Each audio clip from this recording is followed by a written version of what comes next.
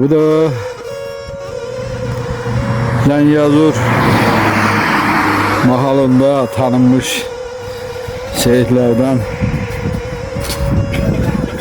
Mirsəd ağanın Mirsəd ağa ocağının oğlu Mir Məhəmməd ağanın avtoqəzada dünyasını dəyişdiyi yerdir. Elə hər dəfə o bölgənin cəmaatı, insanları bu yolu sağa sola keçdikcə bu müqəddəs yeri ziyarət eləməyi özlərinə borc bilirlər.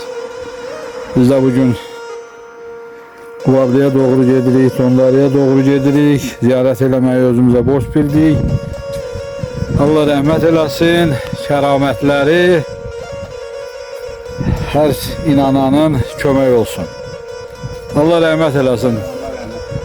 Məhəmməd ağaya və ocaqlarından köçən hər kəsə.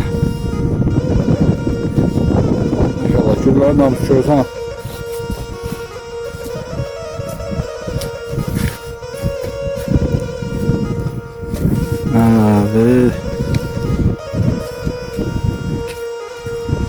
Şimdi Allah rəhmət eləsin, Allah ziyarətinizi qəbul eləsin. Sağ ol.